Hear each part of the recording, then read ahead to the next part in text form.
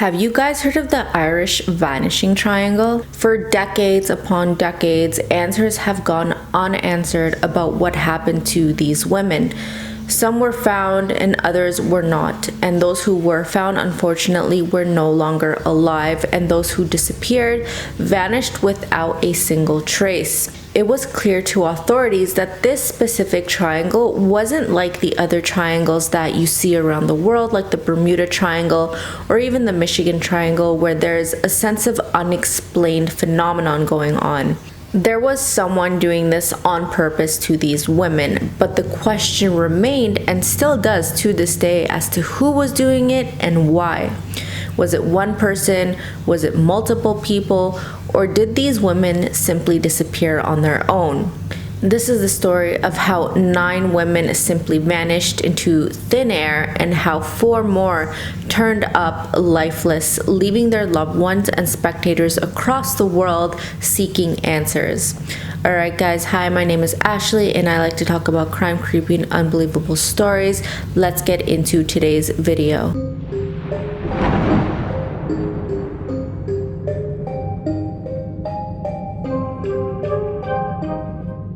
Now quickly before we get into it, hi, my name is Ashley and I like to talk about crime, creepy, and unbelievable stories. So if that's your thing, don't forget to comment, like, subscribe. It all really does help me grow here on this channel. Your support is very much appreciated. And if you guys want more short format stories, check out my TikTok, HeebieJeebies TV. The link is in my bio. Alright, so let's get into the story of the Irish Vanishing Triangle. So a little bit of geography before we get into what happened. So the Irish Vanishing Triangle, also known as the Ireland Vanishing Triangle, covers a semi-wide area in Ireland, located between the following points: Dundalk, Wexford, and slightly west of Tullamore. And the disappearances range over almost 2 decades, going back to 1987. Now, just a little bit of a disclaimer, I might botch some of these pronunciations. I do apologize in advance, so if I make a mistake, please just be kind or let me know in the comments below the right way to pronounce these names. So the first woman to disappear was Antoinette Smith in 1987 when she was just 27 years old. She had gone to a David Bowie concert on July 11th of that year with a friend of hers. Both had returned back from the show to Dublin around 11 p.m., but they were not done for the night. They were young, they were full of energy, and they wanted to keep the party going. They headed to a local nightclub where they met up with 2 more friends of theirs. But around 2 a.m., an argument broke out between Antoinette and the friend that she had gone to the concert with earlier that day. Her friend decided that she just wanted to go home, but before leaving, she decided to give Antoinette a key to her apartment for whenever Antoinette decided to come back home. A little while later, while the 3 friends remained, they decided to all go home for the night. They started walking towards a row of taxis in order to find transportation. The 2 other friends got into a taxi and started heading home, and as the car was pulling out, they saw Antoinette walking towards the O'Connell Bridge around 2:30 a.m. On July 14th, Antoinette's ex-husband reported her as missing when she failed to return to pick up their child. Police interviewed him, and of course they also interviewed the friend that she had gone to the concert with, and immediately launched a search for Antoinette. Unfortunately, nothing turned up right away, and it wasn't until 10 months later when a family who had gone for a walk in the area of Glendew that they discovered human remains. Amongst the remains were a David Bowie t-shirt and a key. These were some of the things that Antoinette was last known to have had on her. To confirm the identity of the human remains, police decided to test the key that was found on the body on the door of the friend that Antoinette had who had given her the key. And surprisingly, it ended up working. Essentially, this meant that they had found Antoinette, and it was later determined that she had passed away due to asphyxiation. Witnesses started coming forward shortly after it was announced that she had been discovered. One of those witnesses happened to be a taxi driver who had driven her on that fateful night. However, the taxi driver didn't just pick up Antoinette. She had been with 2 men, and to be clear, these were not the same friends that she had gone to party with that night. To the taxi driver, he said that it appeared that they all knew each other and they were headed to a party in the south of Dublin. He then dropped them off at a location known as Butterfield Avenue in Rathfarnham village as they walked towards a pub known as the Yellow House pub. This struck the taxi driver as quite odd because he knew the area and that particular pub was closed that late in the evening. But he decided to brush it off, it wasn't his business, and he left. The next witness who came forward was a local man who lived approximately 2 miles away from where Antoinette's body was discovered. He was in that remote area on July 12th, which would have been the day after Antoinette had gone missing. He said he was in the area walking his dogs when he crossed paths with a strange man who he said stuck out to him right away. This particular man was not dressed for the weather. He just didn't look like he belonged in that particular area at that time. The man with his dogs passes him, greets him, but the strange man ignores him and actually goes out of his way to cover his face, which of course struck him as being very odd.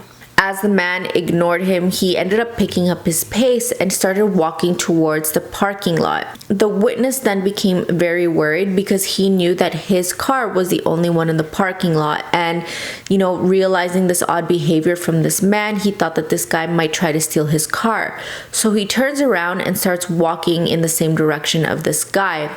The guy then notices that he's being followed and then ends up picking the pace even more. At one point, he lost sight of the strange man, but as he approached the parking lot, he noticed that the man was now with a second man. Eventually, the two picked up their pace even more, which caused the witness to lose sight of them. By the time he got to the parking lot, he said that his car was still there, but both of the men had completely vanished and there was no sound of another car that had been in the area, which he said that he would have definitely heard because of how quiet it is around there. He would have definitely heard a car coming by to pick up these two men, especially hearing the doors shut and drive off. But unfortunately, that's where the clues end for Antoinette's case. The next two women were Priscilla Clark, who was 25, and Linda Kavanagh, who was older, although her age was not made apparent throughout my research. Now, this story takes us to May 3rd, 1988, when both of them had gone horseback riding. Priscilla was actually the nanny for Linda and her family, who happened to be married to a very wealthy real estate tycoon from Ireland. When the women didn't return home that evening, they were reported as missing.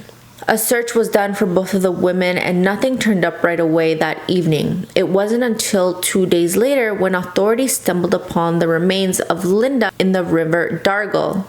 The horses were also found and they appeared to be quite damp and they also appeared to be quite confused, but there was still no sign of Priscilla. Unfortunately, Priscilla was never found and to this day her disappearance remains a complete mystery.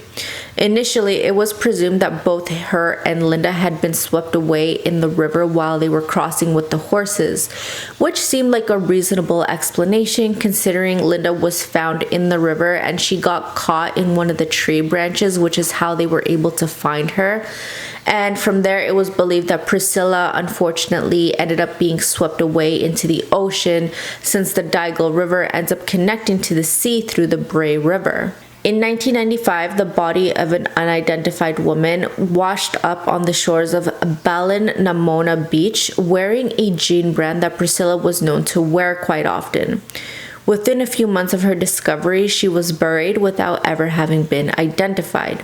Once Priscilla's family was made aware of this discovery, they fought really hard to have this body exhumed in order to have her DNA tested, and eventually they did succeed. Unfortunately, the DNA was not a match, and the woman's remains remain unidentified to this day.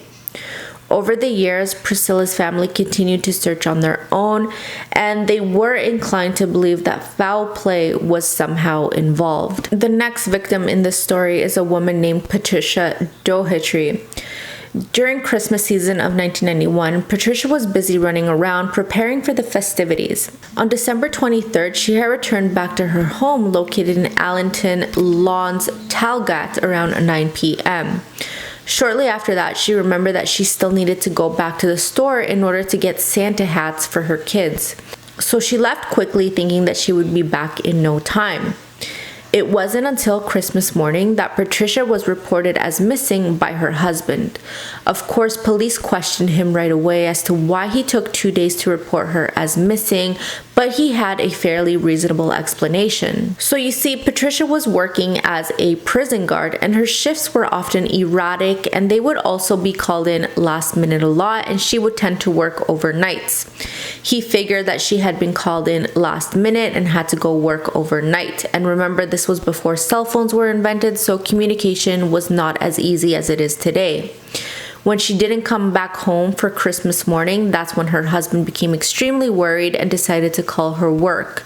They told him that she had not been at work for the past 2 days, and so he decided to call her family, which also told him that they had no idea where she was.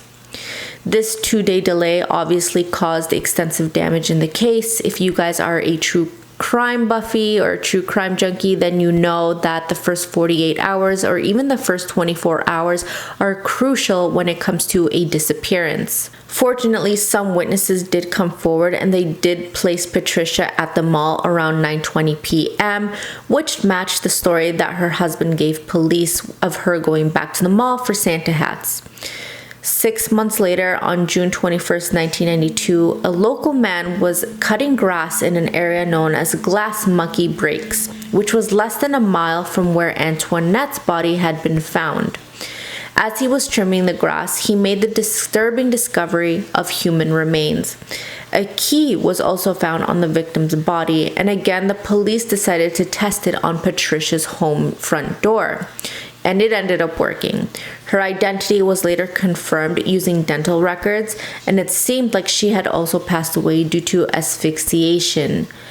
Unfortunately, no one was ever arrested for Patricia's passing, and that's where her case went cold. The next victim of the Irish vanishing triangle was a 27-year-old American woman who was living in an area called Sandymount in Dublin. Her name was Annie Bridget McCormack. She had fallen in love with Ireland on a school trip she had taken as a teenager, and in 1993 she decided to make the permanent move. Unfortunately, just 2 months later, after moving to her dream location, she ended up disappearing.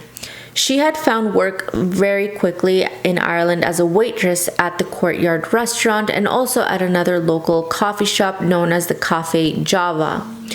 On March 25th, 1993, she had called Cafe Java to inquire about her paycheck. They tell her that it wasn't ready, and they agreed that she would come back the next day to pick it up. Later that evening, she had made plans to go see some friends and then have dinner together. The next morning, on March 26th, around 11 a.m., she was seen at a local bank in Sandymount Road, and she was also caught on CCTV footage, which confirmed this sighting. It would also turn out to be the last time she was ever seen. On the 27th, Annie never showed up for work, which was very unlike of her. That evening, she also failed to show up for dinner with some friends that they had invited her to. On the 28th, again, she was a no-show at work, and at this point, everyone in her social circle became concerned. They decided to go to her apartment and talk to her roommates, but no one knew anything about where she was.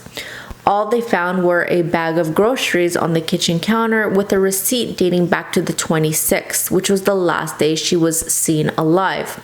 At this point, that's when Annie was reported as missing. On the 30th, Annie's parents found out that their daughter was missing when her mother Nancy arrived to Dublin for a pre-planned visit she had with Annie.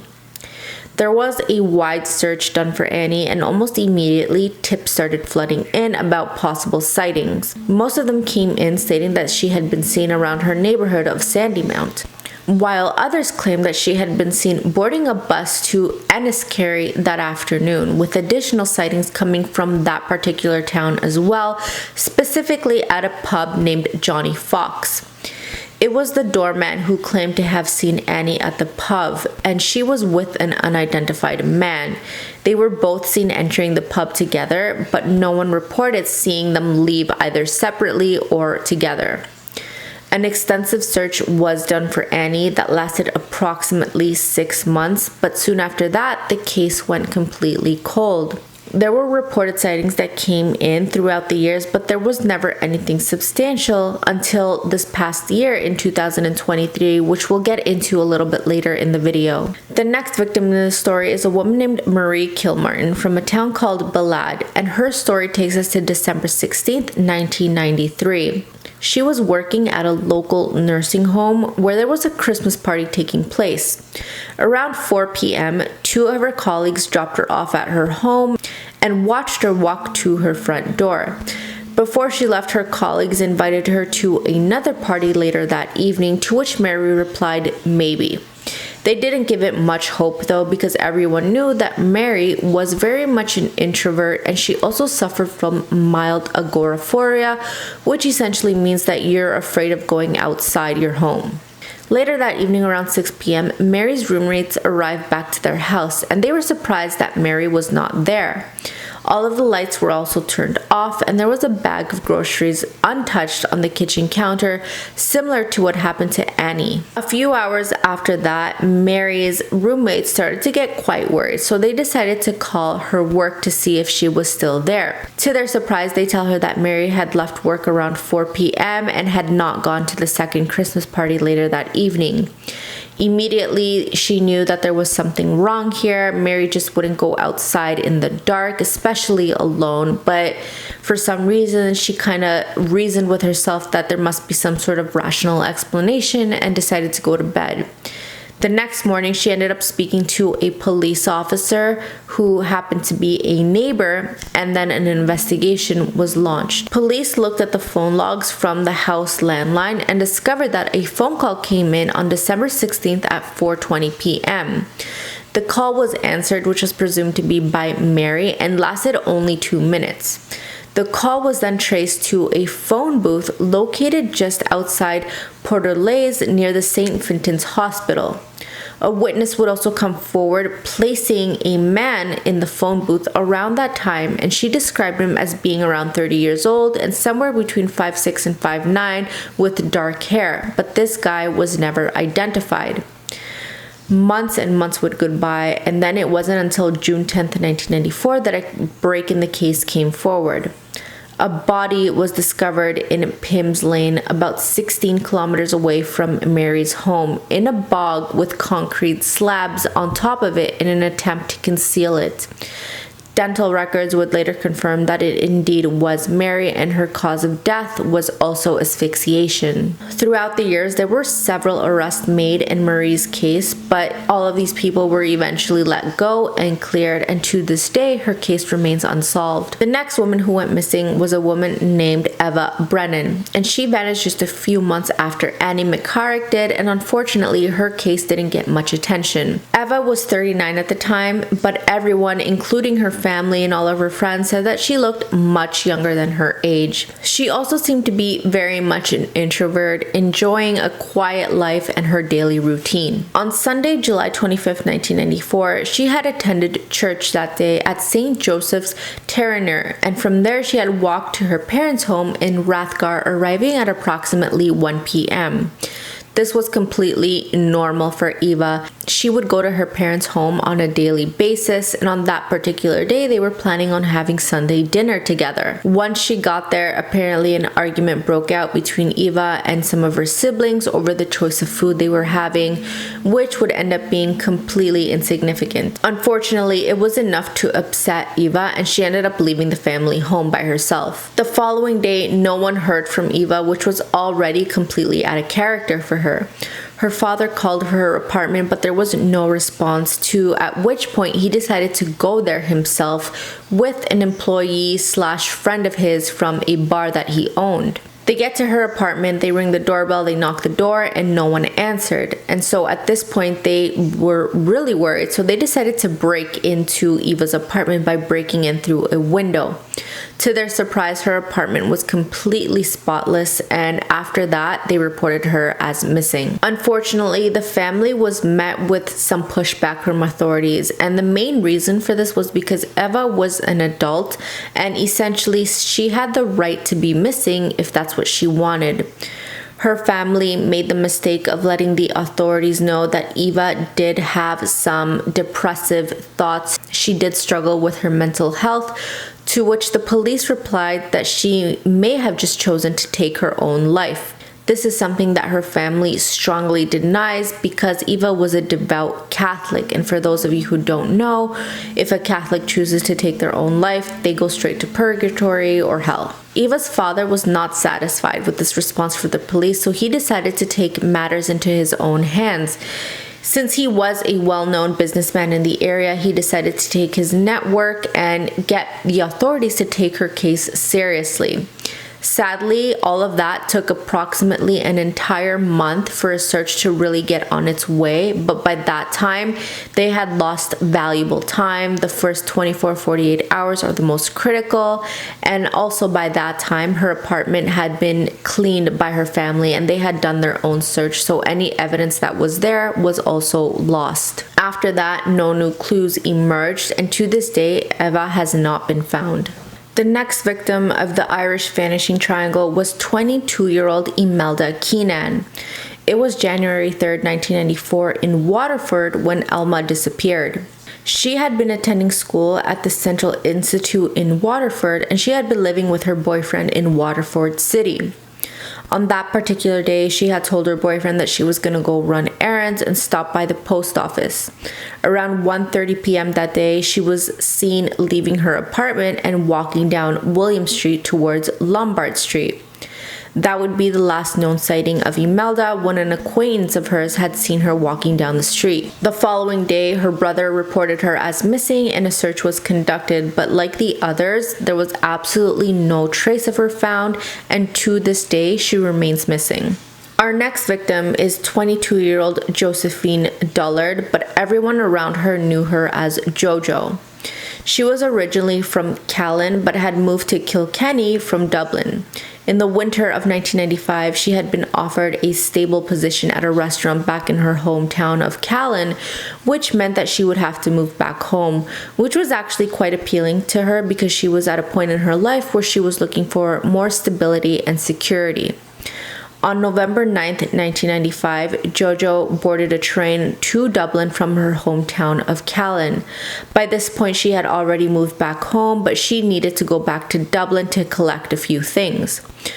So she gets to Dublin, collects what she needs to do, gets what she needs to get done, and she finds herself with a lot of free time because her train back home to her hometown didn't depart until 6 p.m. So to pass some time, she decides to go to a bar she used to go to quite often, thinking that she might see some old friends there. She arrives to the Bruxelles pub and she sees a friend of hers working behind the bar. She also ends up seeing her ex-boyfriend there around 2:30 p.m. and they were also on speaking terms at this point. Later that day, her and her ex-boyfriend rekindled their relationship and it was decided that they would spend the night together in Dublin. Unfortunately, things didn't go as planned. Her ex-boyfriend was actually dating someone new. His new girlfriend walks into the apartment and sees him and JoJo together with their mutual boyfriend / ex-boyfriend, and of course an argument broke out. This resulted in JoJo being left alone, and it was now way past 6 p.m., meaning that she had missed her transportation back home and she was now stranded in Dublin. It's not fully understood why JoJo didn't book a hotel that evening in Dublin. Instead, she tried to make her way back home. She headed to a local bus station to see what buses were available for that evening. Around 9 p.m., she booked a ticket for a bus headed towards her hometown of Callan. Except there was a small problem. This particular bus did not go all the way back to her hometown.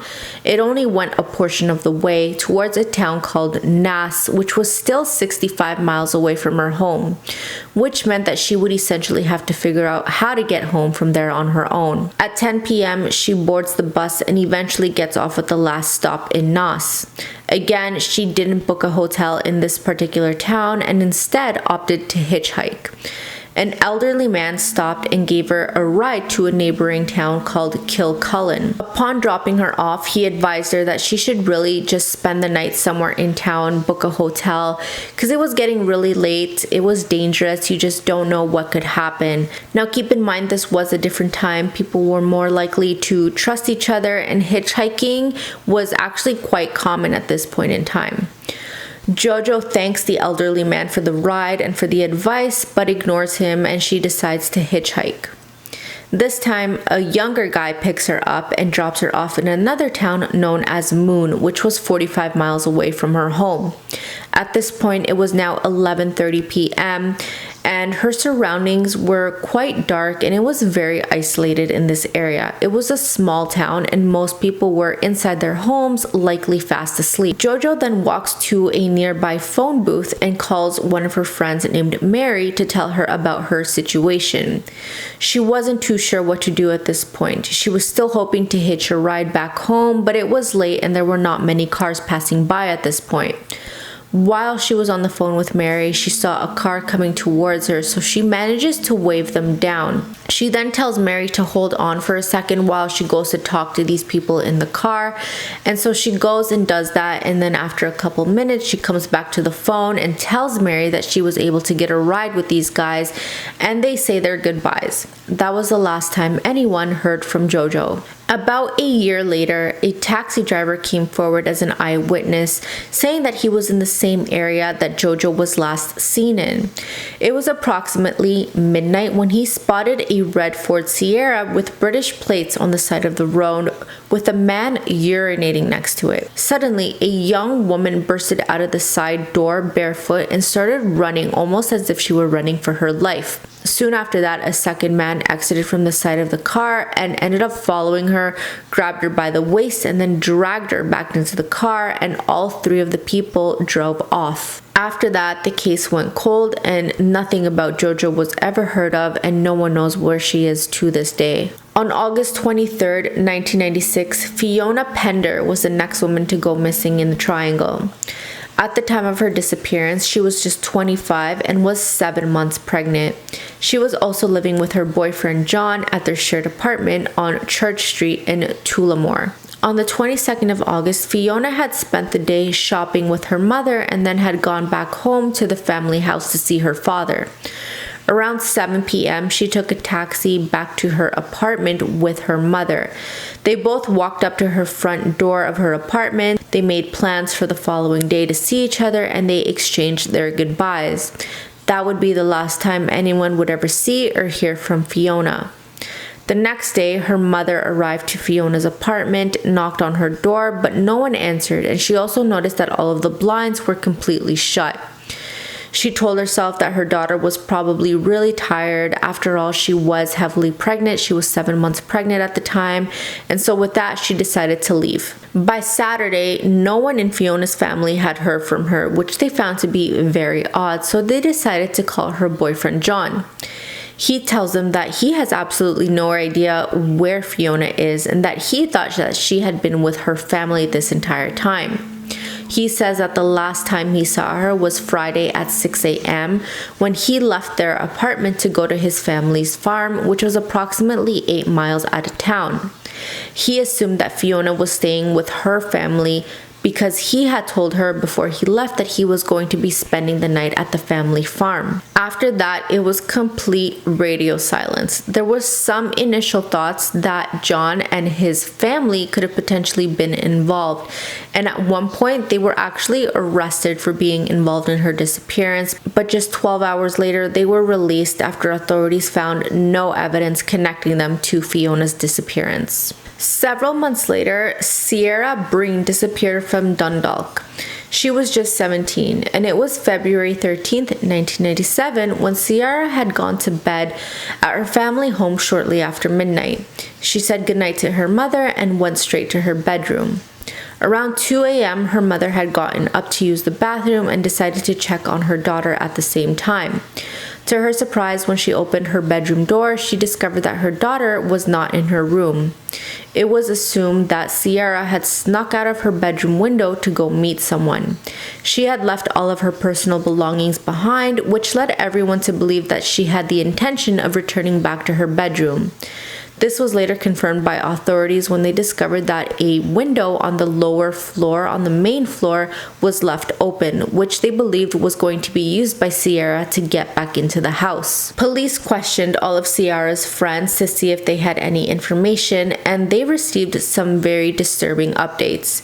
Sierra had actually been in contact with an older man who her mother completely disapproved of.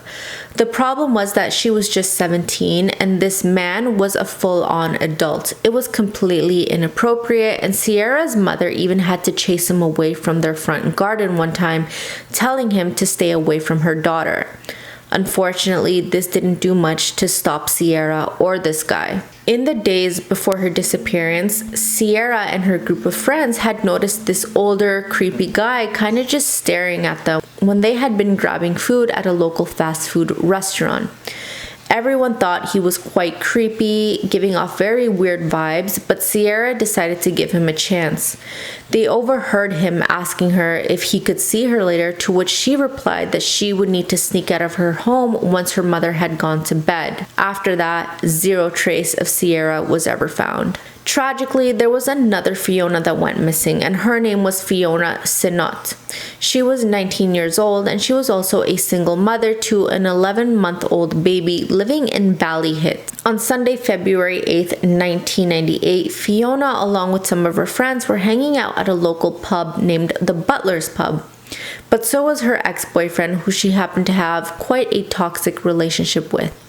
Although he was at the same bar as her and her friends, they were not hanging out together. She was in one area of the bar and he was sitting at the actual bar by himself, drinking and talking to the bartender. At some point in that evening, things ended up changing, which resulted in Fiona leaving the pub with her ex-boyfriend towards her home.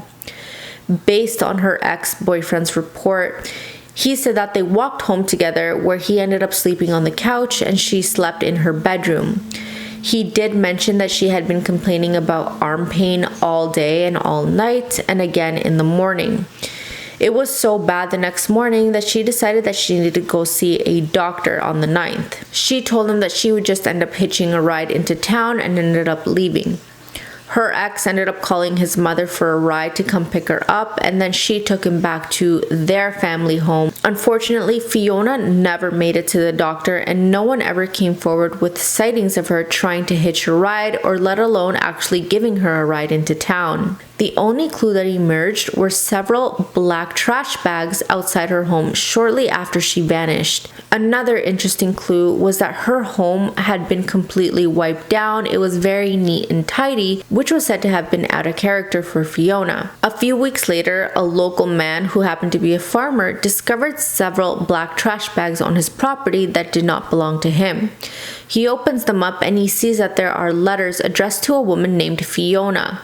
Unfortunately, at this point, he didn't know that Fiona was missing, so he just took the trash bags and burned them, which essentially ended up destroying any evidence that could have potentially been in there. And since then, no trace of Fiona was ever discovered. Deirdre Jacob was one of the last women to go missing in the Vanishing Triangle when she was just 19 years old. At the time of her disappearance, she had returned home to Ireland on summer break from London, where she was studying to be a teacher. It was Tuesday, July 28th, 1998, when Deirdre left her family home around 10 a.m. to go to a neighboring town called Newbridge. She was planning on walking her way there, but before that, she was planning on making a pit stop at her grandmother's home. After her visit with her grandmother, she continued on her walk and made it into town, where she was seen at the AIB Bank on Main Street at approximately 2:20 p.m. She was then seen at a post office dropping off a check to pay for her college tuition in London.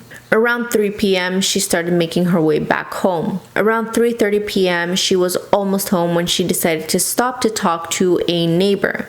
She was also seen by a different neighbor about 300 yards from her home on Barriston Road. That was the last time she was ever seen. So somewhere between her house and 300 yards from her home, which is only 274 meters, she vanished.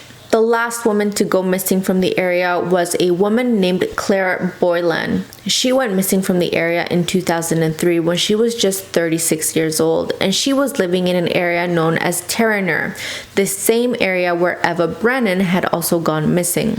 Prior to her disappearance, she had been complaining to her friends and family that she had actually been quite tired from her work.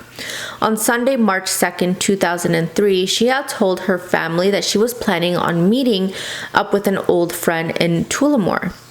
However, when police contacted this particular friend, they said that they never had any points to meet up and Claire had never reached out after the fact. When Claire didn't show up for work on Tuesday, March 4th, her brother decided to report her as missing. From there, for the next 2 weeks, there were dozens and dozens of reports that came in claiming to have seen Claire.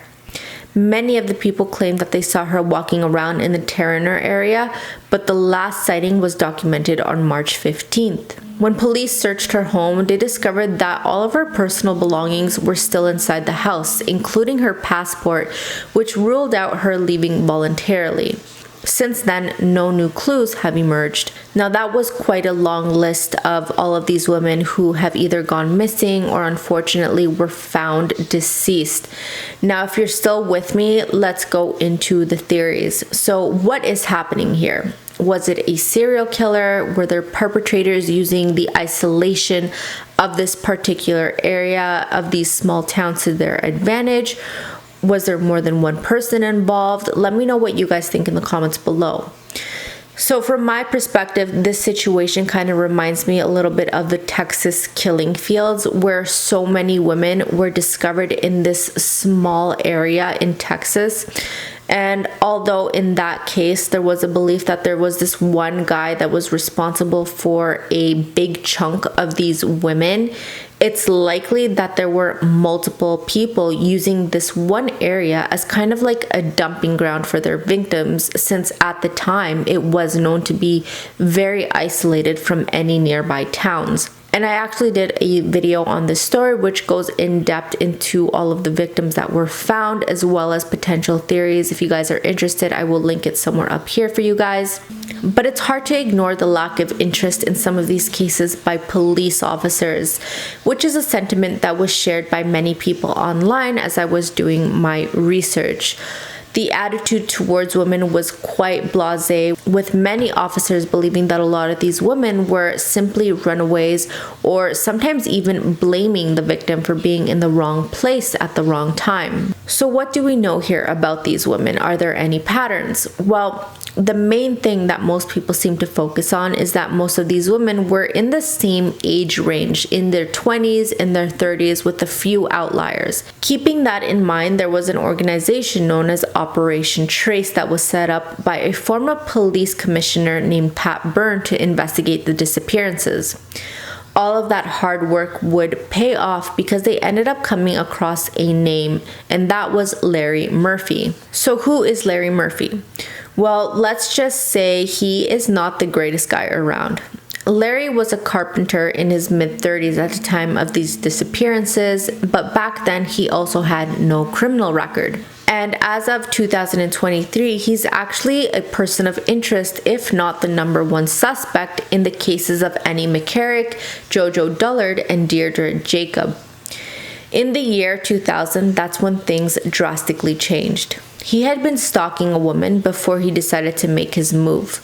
As she was walking by his car, he decided to quite literally punch her in the face, which ended up breaking her nose. He then forced her into the trunk of his car and drove off to an isolated area. He then took her to the Wicklow Mountains and proceeded to violate her over and over again. Thankfully, there were 2 hunters in the area that saw what was happening, and they ended up scaring Larry off, which resulted in him letting go of his victim and running away. We would later find out that this particular area was located within the Irish Vanishing Triangle. Luckily, those 2 men recognized who Larry was, and they reported him to authorities right away, which resulted in Larry being arrested the very next day. He would then be tried and convicted and sentenced to 15 years in prison, but was released after only serving 10 years. Now, the reason authorities are interested in him and are connecting him to the disappearances of several of the missing women was because he was living in the same area at the time. Not to mention the particular choice of location where he took his victim in the year 2000, it all kind of started to make sense and aligned.